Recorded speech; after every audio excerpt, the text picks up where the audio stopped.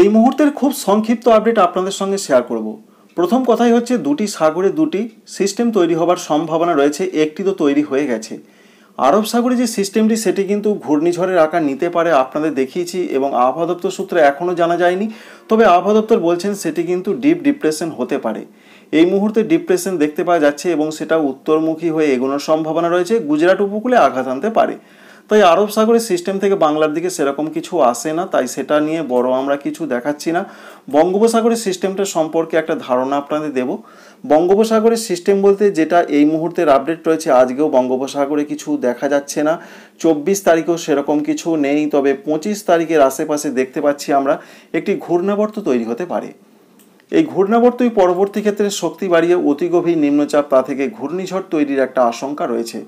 যেটা আমরা এই মুহূর্তে দেখতে পাচ্ছি একটি ঘূর্ণাবর্ত, অবশ্যই আপনারাও সেটা লক্ষ্য করতে পারছেন। বিশেষ করে রয়েছে উত্তর আন্দামান সাগর, সঙ্গে রয়েছে পূর্ব মধ্য বঙ্গোপসাগরের দিকে একটি কিন্তু ঘূর্ণাবর্ত রয়েছে। সেটা 25 তারিখে তৈরি হতে পারে, 25 তারিখের আশেপাশে। 26 তারিখে সেটি একটি আরও শক্তিশালী ঘূর্ণাবর্ত, তার পরবর্তী ক্ষেত্রে 27 তারিখে নিম্নচাপ, এবং তা থেকে আরও পরবর্তী ক্ষেত্রে অতি গভীর নিম্নচাপ তৈরি হতে পারে, এবং সেটা খারাপভাবে এগোচ্ছে বাংলার দিকে। এটাই রয়েছে সব থেকে বড় একটা আশঙ্কার বিষয়। এবং যা আপডেট আমরা দেখতে পাচ্ছি, এটা কিন্তু 29 তারিখের দিকে বাংলার উপকূলের আরও কাছে চলে আসবে। আমরা রয়েছি ECMWF মডেলে। এই মডেল দেখাচ্ছে সেটা বাংলাদেশে হিট করতে পারে বা আঘাত হানতে পারে। বাংলাদেশে আঘাত আনার পর সেটা 29 থেকে 30 তারিখে আঘাত আনার পর সেটা পরবর্তী ক্ষেত্রে উত্তর পূর্ব ভারত অর্থাৎ আসাম, মেঘালয়, অরুণাচল প্রদেশের দিকে আরও সরে চলে যাবে একটি গভীর নিম্নচাপ রূপে। এর জন্য প্রবল বৃষ্টির সম্ভাবনা তো অবশ্যই থাকছে। নতুন আপডেট কি দেখাচ্ছে সেটা আপনাদের দেখাবো। 29 এবং 30 তারিখে যখন হিট করবে বাংলাদেশে, তখন বাংলাদেশের বিশেষ করে দেখতেই পাচ্ছেন বরিশাল, চট্টগ্রাম, মহেশখালী, ভারতবর্ষের ত্রিপুরা, মিজোরাম, এই সমস্ত জায়গাগুলোতে সব থেকে বেশি বৃষ্টিপাত হতে পারে। তবে পশ্চিমবঙ্গের ক্ষেত্রে যা দেখতে পাচ্ছি, যদি ECMWF এই মডেল অনুযায়ী এইভাবে আঘাত আনে, তাহলে পশ্চিমবঙ্গের উপকূলবর্তী জেলাগুলোতে বেশি বৃষ্টি হবে, দমকা ঝড় বইবে, অন্যান্য জেলাগুলোতে হালকা মাঝারি বৃষ্টি হবে। এবং 30 তারিখে ঘূর্ণিঝড় যদি হয়, সেটি পুরোপুরিভাবে বাংলাদেশে ঢুকে যাচ্ছে এবং শক্তি হারাবে, অতি গভীর নিম্নচাপ হবে, সারা বাংলাদেশ জুড়ে ব্যাপক বৃষ্টি হবে। এর সঙ্গে ভারতবর্ষের উত্তর পূর্ব ভারতের যে 7টি রাজ্য রয়েছে, আসাম, মেঘালয়, অরুণাচল প্রদেশ, সঙ্গে রয়েছে ত্রিপুরা, মণিপুর, মিজোরাম, নাগাল্যান্ড, এখানে কিন্তু ব্যাপক ঝড় বৃষ্টির সম্ভাবনা রয়েছে। বিশেষ করে দেখতেই পাচ্ছেন যে ত্রিপুরাতে ব্যাপক বৃষ্টির সম্ভাবনা রয়েছে, সঙ্গে মণিপুর, মিজোরাম, নাগাল্যান্ডে হতে পারে। পরবর্তী ক্ষেত্রে 31 মে এবং জুন মাসের 1 তারিখের দিকে সিস্টেমটা আরও সরে যাবে উত্তর পূর্ব দিকে, যার ফলে বাংলাদেশ থেকে বৃষ্টি কমবে জুন মাসের 1 বা 2 তারিখের পর।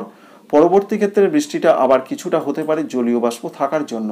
এটা জলীয় বাষ্প থাকার জন্য এবং নিম্নচাপ অক্ষরেখা তৈরি হওয়ার জন্য বৃষ্টিটা বাংলাদেশ এবং উত্তর পূর্ব ভারতের রাজ্যগুলোতে হতে পারে। পশ্চিমবঙ্গের ক্ষেত্রে ততটা বৃষ্টি হবে না যদি সিস্টেমটা এইভাবে এই মডেল অনুসারে বাংলাদেশে আঘাত হানে। আমরা এবার দেখানোর চেষ্টা করব অন্য মডেলটি কি দেখাচ্ছে, কারণ ভারতীয় আবহাওয়া দপ্তর সূত্র থেকে এখন আমরা কিছু জানতে পারিনি বঙ্গোপসাগরের সিস্টেম প্রসঙ্গে।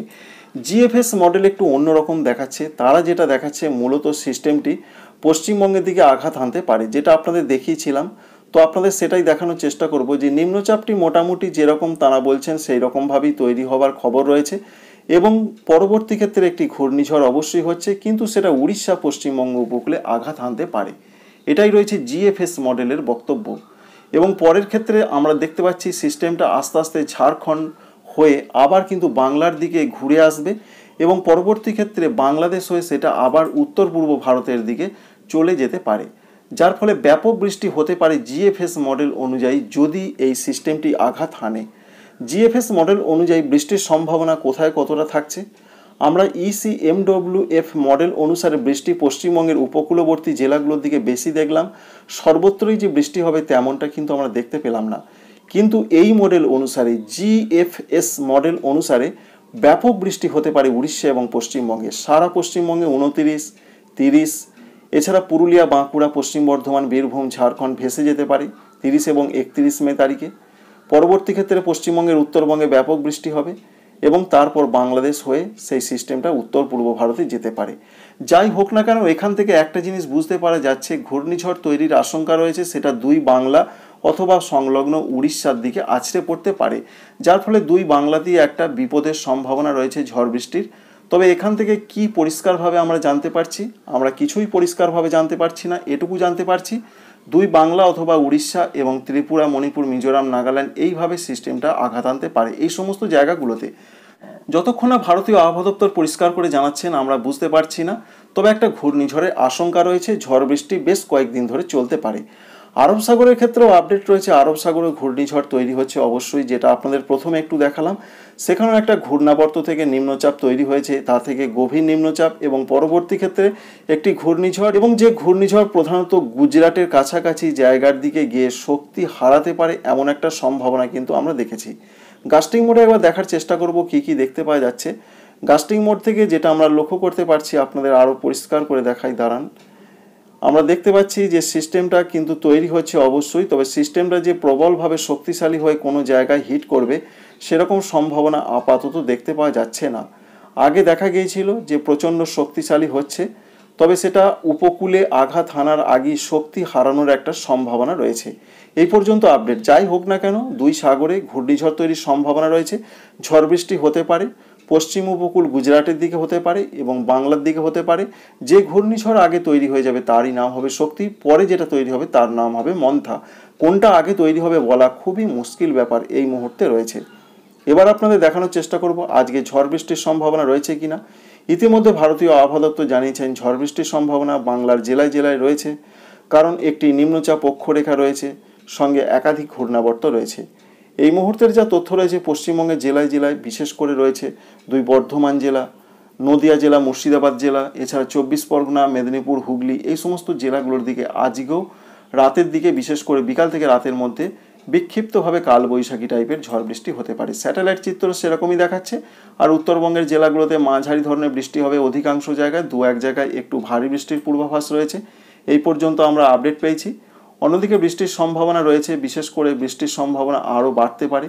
যেমন রয়েছে পরবর্তী ক্ষেত্রে সিস্টেমটা আসার জন্য প্রচণ্ড বৃষ্টিপাতের সম্ভাবনা বাড়তে পারে বাংলার ক্ষেত্রে।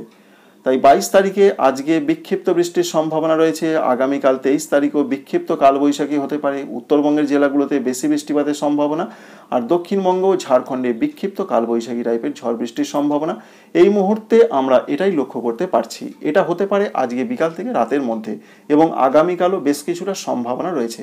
ত্রিপুরা, মণিপুর, মিজোরাম, নাগাল্যান্ডে বৃষ্টিপাত কিছুটা কমতে পারে আগামী 48 ঘন্টার মধ্যে।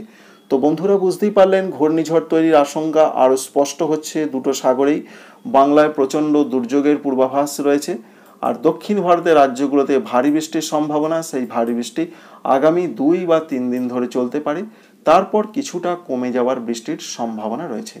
এই আপডেট ভালো লাগলে লাইক করবেন, না ভালো লাগলে ডিসলাইক করবেন। Thanks for watching.